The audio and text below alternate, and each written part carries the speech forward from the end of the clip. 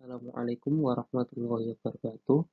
Sebelum acara perkuliahan kita mulai, mari membaca doa suratul Fatihah terlebih dahulu. Al-Fatihah. A'udzubillahi minasyaitonirrajim. Bismillahirrahmanirrahim. Alhamdulillahirabbil alamin arrahmanirrahim maliki yaumiddin. Iyyaka na'budu wa iyyaka nasta'in. Ihdinas siratal mustaqim siratal ladzina an'amta 'alaihim ghairil maghdubi alaihim waladdallin. Tema kita hari ini yakni hubungan Pancasila dengan UUD 1945.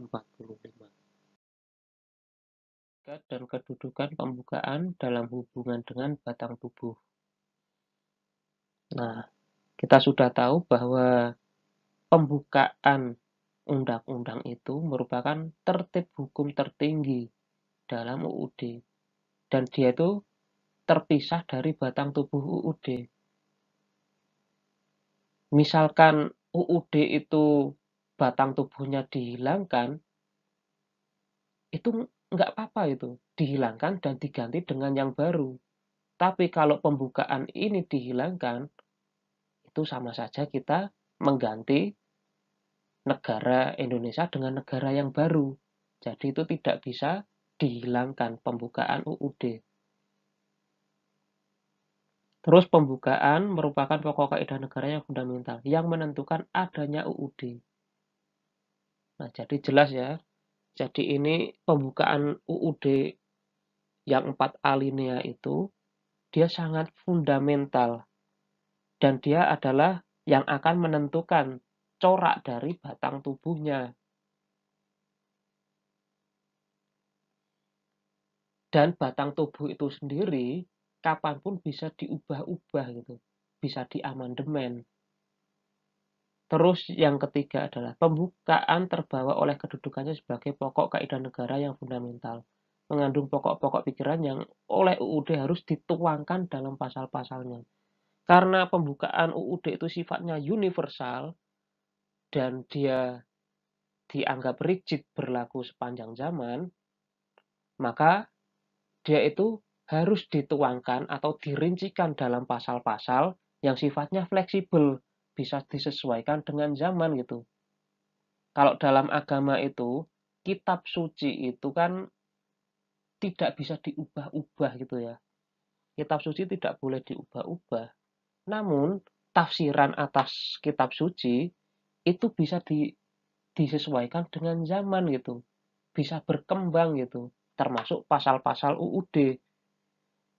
Tapi pembukaan UUD sendiri itu tidak boleh dirubah-rubah.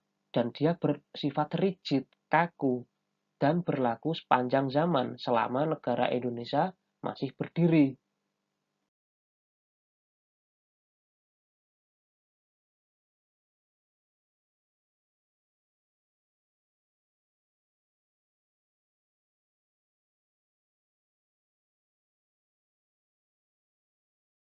Lompat ke alinea keempat.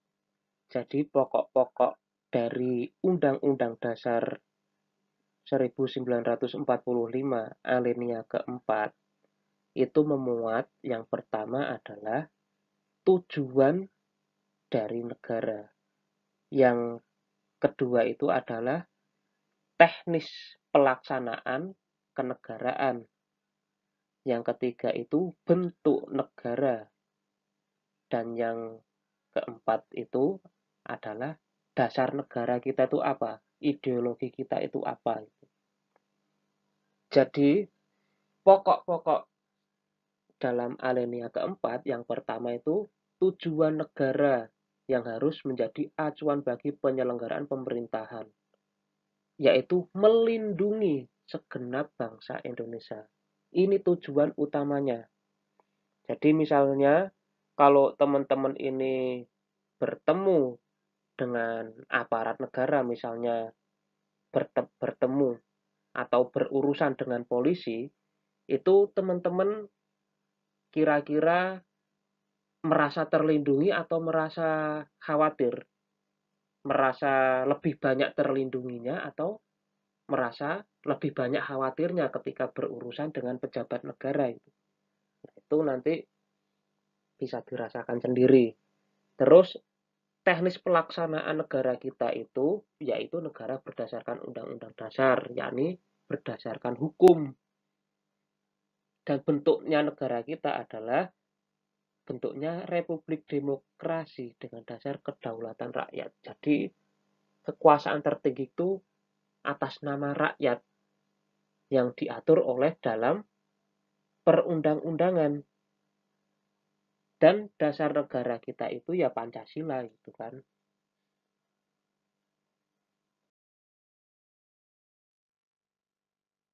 Jadi pembukaan UUD 1945 itu adalah penyebab utama atas keberadaan batang tubuh UUD 1945. Maksudnya gini, jadi batang tubuh UUD yang terdiri dari beberapa bab dan pasal itu adalah konsekuensi logis dari adanya pembukaan UUD 1945. Nah, sedangkan hubungan organisnya yaitu bahwa antara pembukaan dan batang tubuh UUD 1945 itu merupakan satu kesatuan yang tidak dapat terpisahkan. Ada pembukaan, ya ada batang tubuh. Tapi meskipun ini tidak terpisahkan, yang namanya batang tubuh itu turunannya dari pembukaan Undang-Undang Dasar, dia ini bisa digantikan. Tapi setelah diganti, itu ya harus disambungkan lagi dengan pembukaan. Tidak berarti ketika diganti itu langsung terpisah sama pembukaannya gitu. Nggak bisa seperti itu. Jadi harus terkait antara pembukaan dengan batang tubuh. Itulah yang disebut sebagai relasi organis. Dan pembukaan UUD 1945 yang bersumber dari Pancasila ini itu menjadikan Pancasila sebagai hukum positif. Karena apa? Karena dia tertera atau tertuang dalam Undang-Undang Dasar. Nah, jadi yang memiliki relasi kausal organis pada antara Pancasila dengan batang tubuh Undang-Undang Dasar Negara 1945 yaitu terdapat pada alinea keempat. Karena dia ini yang mengikat, jadi penghubung antara batang tubuh dengan pembukaan itu ya alinea keempatnya. Karena apa? Karena pada alinea 1, 2, dan 3 itu isi muatannya yakni kondisi Indonesia pramerdeka dan ingin melaksanakan kemerdekaan gitu. Ingin memiliki cita-cita untuk merdeka dan mendirikan negara. Itu bisa kita lihat dari alinea 1, 2, dan 3. Saya bacakan ya.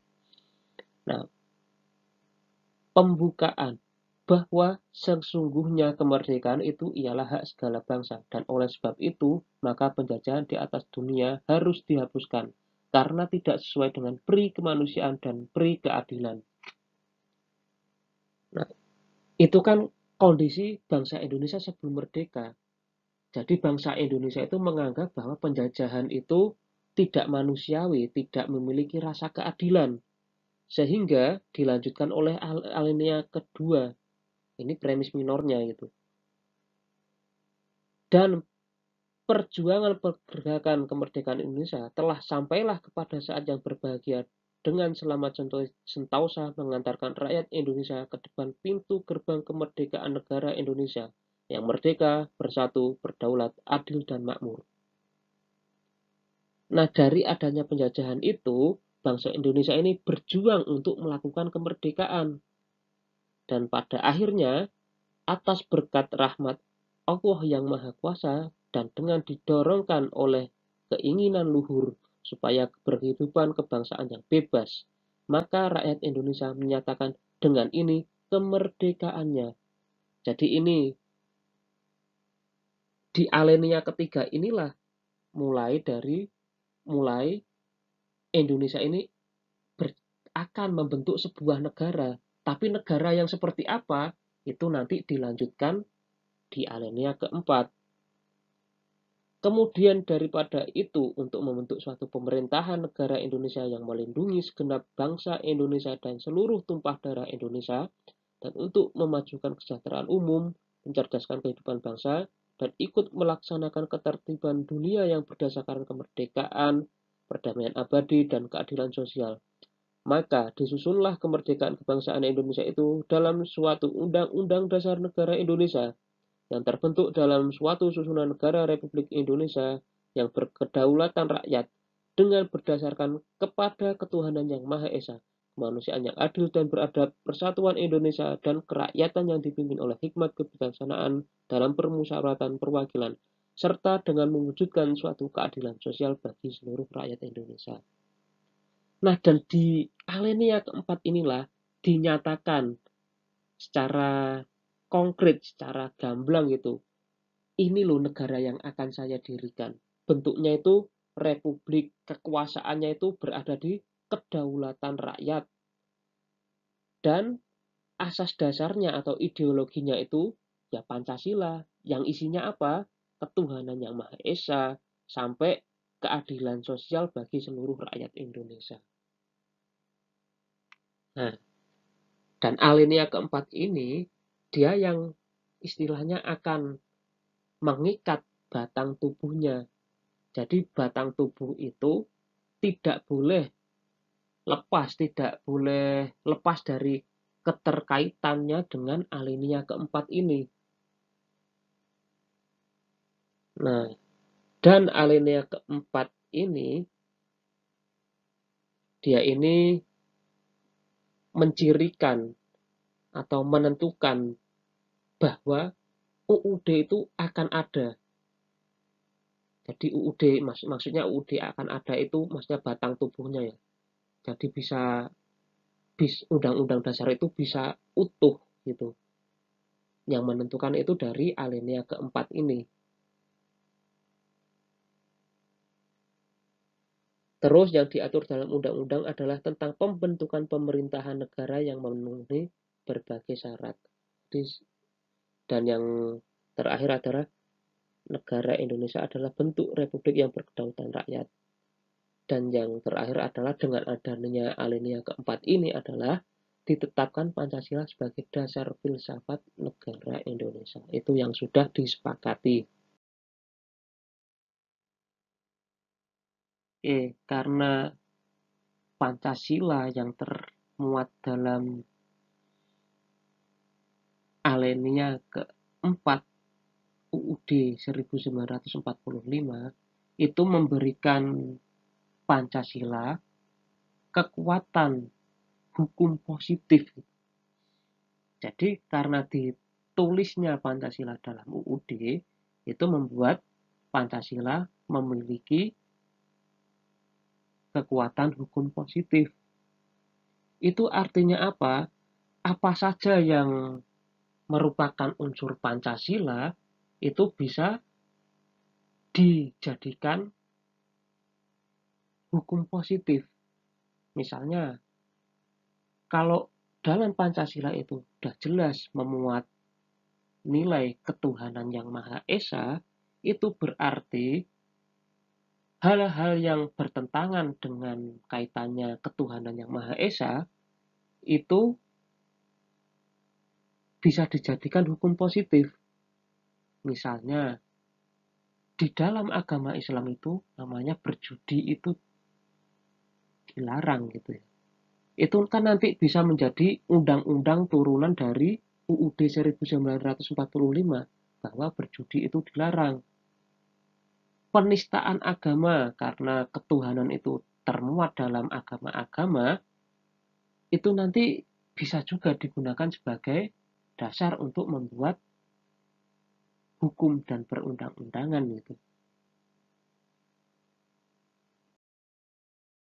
Relasi material Pancasila dengan UUD 1945 itu kita bisa melihat secara historis, secara materi ketika Indonesia belum merdeka itu kan dilakukan sidang oleh BPUPKI. Itu yang dirumuskan pertama kali itu apa sih? Ya ini, falsafah negaranya itu apa dulu gitu. Dirumuskan sampai perdebatan yang sengit, hingga akhirnya pada PPKI Pancasila ini disahkan dan dituangkan dalam UUD, maka inilah materinya Pancasila itu. Jadi secara materi ini Pancasila itu ya yang disahkan oleh PPKI. Dan itu berdampak pada apa? Karena dia ini yang paling utama yang dan diutamakan, Pancasila ini menjadi sumber tertib hukum tertinggi di Indonesia. Jadi sumber tertib hukum tertinggi di negara kita itu bukanlah kitab suci yang berasal dari berbagai agama, tapi Pancasila. Tapi jangan salah, meskipun Pancasila ini bukan kitab suci agama-agama, tapi rumusannya itu berdasarkan dari kitab suci juga. Dari para founding father kita yang mendalami ilmu agama, akhirnya diperas menjadi Pancasila. Ini adalah relasi logis antara alinea 1 sampai 4. Alinea pertama itu adalah premis mayornya, yaitu adanya penjajahan, dan premis minornya itu karena adanya penjajahan, bangsa Indonesia ini melakukan pergerakan untuk merdeka. Dan kesimpulannya adalah di alinea ketiga, konklusinya itu atas berkat rahmat Allah yang Maha Esa, Indonesia ini merdeka itu. Jadi merdeka kita itu bukan atas dasar dimerdekakan oleh bangsa Jepang, bangsa Belanda, atau bangsa asing lainnya. Bahkan bangsa sendiri pun tidak memiliki kemampuan, dalam tanda kutip, tidak memiliki kemampuan untuk memerdekakan dirinya sendiri. Melainkan ini atas rahmat Allah loh, kita bisa merdeka. Itu bunyinya. Itu di alinea ketiga. Nah, terus kalau sudah merdeka dan ingin membentuk negara, terus ngapain? Ya, itu akhirnya dilanjutkan oleh alinea keempat, yang merupakan tindak lanjut dari alinea ketiga. Jadi ketika Indonesia dengan ini menyatakan kemerdekaannya, itu selanjutnya adalah ya udah dibentuklah negara Indonesia itu berdasarkan alinea keempat ini. Dan nanti akhirnya alinea keempat ini dijabarkan lagi dalam batang tubuh Undang-Undang Dasar. Oke, untuk slide terakhir bisa dibaca sendiri ya kawan-kawan semua. Saya ucapkan terima kasih sudah menyimak materi perkuliahan ini dengan seksama. Saya tutup dengan bacaan hamdalah. Alhamdulillahirrabbilalamin. Wassalamualaikum warahmatullahi wabarakatuh.